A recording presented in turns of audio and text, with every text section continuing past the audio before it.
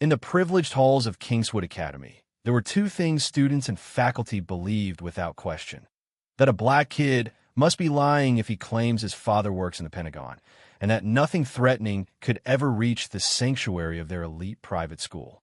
Both beliefs shattered on Parents' Day.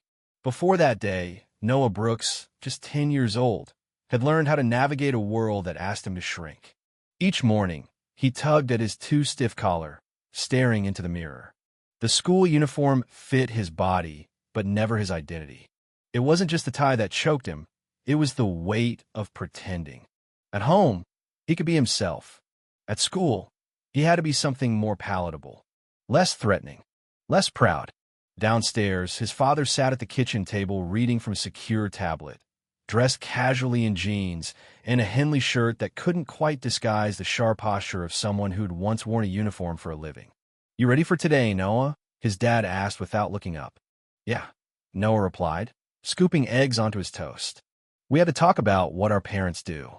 Miss Kensington said it should be truthful, professional, and impressive. His dad gave a slight smirk.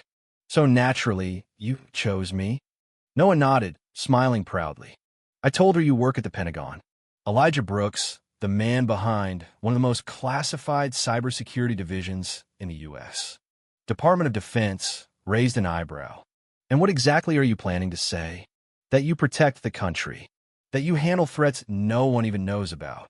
Elijah's smile faded just slightly. "And what did I always tell you about my job?" Noah answered immediately. "Some things are safer if you don't say too much." "Smart boy," Elijah replied, ruffling his son's hair. "Finish up. We leave in 10. Outside, the sleek gates of Kingswood Academy gleamed under the morning sun. Elijah's modest car looked wildly out of place beside the polished Audis and Teslas in the drop-off line. As Noah stepped out, he saw the curious glances, the not-so-subtle whispers from other parents. "Have a good day," Elijah called after him. "Remember." "I know, Dad," Noah said. "Some things are safer unsaid." Inside the school, Noah walked through manicured hallways under crystal chandeliers, past portraits of headmasters and plaques listing alumni now seated in Congress. Kingswood wasn't just a school, it was a statement of legacy. And Noah, despite the scholarship and good grades, never quite felt like he belonged in the picture. He found his best friend, Jamie Foster, waiting near their homeroom. Jamie's dad worked in logistics, a good, honest job that didn't turn heads in this crowd. "You ready for the what does your parent do game?" Jamie asked. "Sort of. I said my dad works at the Pentagon." Jamie blinked. "You sure you want to say that out loud here?" Noah laughed softly. "Already did. Let's see what happens." The bell rang. Miss Kensington walked in exactly on time, her heels tapping a deliberate rhythm. Mid-40s, icy blonde, expensive jewelry. She looked like she'd walked straight out of a country club brochure. "Good morning, everyone," she said in a voice that oozed control. "Today is a special day. We'll be hearing about what your parents do, the people behind the bright futures we're building. Let's begin alphabetically." She looked at her tablet. "Brooks, that's you, Noah." He hadn't expected to go first. His stomach dropped, but he stood anyway and walked to the front of the class. "My name is Noah Brooks," he began, voice steady despite the thudding in his chest. "And my father, Elijah Brooks, works in cybersecurity at the Pentagon." A beat of silence. Then laughter, quiet first, then bolder. Tyler Van Doren, the blonde heir to a construction empire, snorted. "You're right." The janitor, Noah's face burned. Miss Kensington smiled, but not kindly. "That's very imaginative, Noah. But let's stick to reality, shall we?" "It is reality," Noah said, his voice firmer. "He works in national defense." "Of course he does," she replied, turning to the class with a smirk. "And I suppose he's also the president's personal bodyguard?" More laughter. Noah wanted to disappear. But Jamie stood up. "He's not lying. I've seen his dad's ID badge. It says Department of Defense." "Enough," Miss Kensington snapped. "Both of you can discuss your creative writing assignments in detention." The humiliation followed Noah all day. When he finally got in the car, his father didn't need to ask. "She laughed," Noah said quietly. "She made the whole class think I made you up." Elijah's hands tightened slightly on the wheel. I see. They think you're a janitor. Elijah pulled into their driveway. Noah, people doubt what they don't understand. And sometimes, being underestimated, that's the greatest strength of all. Noah didn't respond. But later that night, he saw something strange outside. A black SUV idling across the street. He knocked on his dad's door. There's someone watching the house. Elijah came to the window, looked once, and said calmly, Go back to bed, son. Some things are safer if you don't know. But Noah couldn't sleep. Something had followed his father home. And tomorrow, his father would follow it back. The following day after the attempted abduction, the Carter household had transformed into a federal command center. Agents moved quietly through the halls, coordinating logistics, reviewing data from the warehouse raid, and analyzing the captured intelligence from the Corey group. But Jonathan Carter's focus was only on one thing, ensuring that his family would never again be caught unprepared. Malik, though safe, had barely spoken since returning home. He kept the curtains in his room drawn and his backpack close. Jonathan noticed this but gave him space, choosing instead to reinforce the house's security, physically, emotionally, and psychologically. That evening, as Malik helped clear the dinner table, he finally broke the silence. Dad, he asked softly, will I ever be normal again? Jonathan paused, his hand gripping a plate midair. You were never just normal, Malik, he said. You're extraordinary. And sometimes, extraordinary people get tested. Malik nodded, but the shadow of what had happened still lingered in his eyes. Across town, Agent Maria Ramirez stood in front of a secure conference room filled with top brass from the FBI, DHS, and Cyber Command. She projected the image of the maintenance cart found in the school's boiler room. This was no surveillance test, she began. This was Phase 1, a long-game operation to exploit national defense personnel through their children.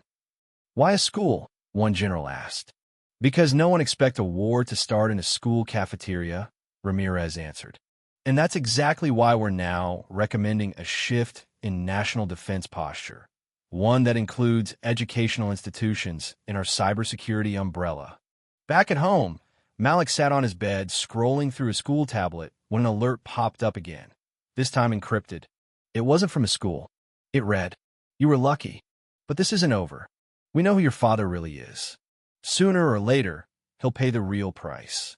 Malik stared, breath caught in his throat. He rushed downstairs, tablet in hand. Dad! Jonathan took one look at the message, and his expression hardened. He turned to Ramirez, who was reviewing reports at their dining table. They're escalating, Jonathan said. Ramirez nodded grimly. We need to assume this isn't over.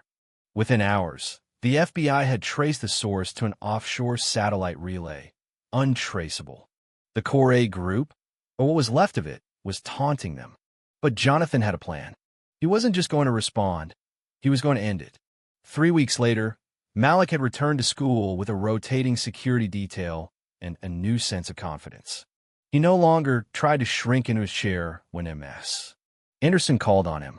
He walked the halls with his head high, and even Tyler Whitman, who once laughed at him, now sat quietly beside him in class. Jefferson Academy was also different. New security measures were in place. Cameras had been upgraded. Teachers underwent bias and threat detection training. But Jonathan knew the real threat still loomed. One evening, Ramirez came by with urgent intel. They found him, she said. Anton Volk, alive. And worse, we intercepted a signal suggesting he's building a sleeper cell inside U.S. borders. Jonathan's hands curled into fists. Where? Baltimore. Abandoned naval shipyard. Jonathan stood. I'm going in. Ramirez raised an eyebrow. Off the books. He nodded. This time, it's personal. They assembled a ghost team for operatives from Jonathan's former Black Ops unit. No uniforms. No consignes. Just one objective. Bring Volk in, dead or alive. Meanwhile, Malik stayed with his mother at a secure location under 24/7 surveillance. But even there, he noticed patterns. A car parked outside for too long. A jogger who wasn't really jogging. Malik started keeping a journal. Not of fear, but of patterns, observations, intel. Like his father. At the naval yard, Jonathan and his team struck fast. They cleared building after building, finally cornering Volk in a command station. "You brought this to my son's school," Jonathan growled, gun trained on him. "And you brought a war to my country," Volk sneered. "We're not so different." But Jonathan didn't flinch. "I protect families. You destroy them." Before Volk could speak again, Ramirez came through the comms. "Sir, we intercepted a signal. Secondary team en route to your family's safe house." Jonathan's blood ran cold. "End this," he said. He turned and ran. The final confrontation didn't happen on a battlefield or in a boardroom. It happened in the driveway of a quiet suburban home. Jonathan arrived seconds before the attackers, intercepting the first with a single shot, disarming the second in hand-to-hand combat, and tackling the third before he could reach the front door. Inside, Malik had already activated the PANA protocol, locking himself and his mother in the hidden room his father had installed years ago. When it was over, Jonathan stood outside, bruised and bloodied, but alive. Malik opened the door and ran into his arms. "I knew you'd come," he whispered.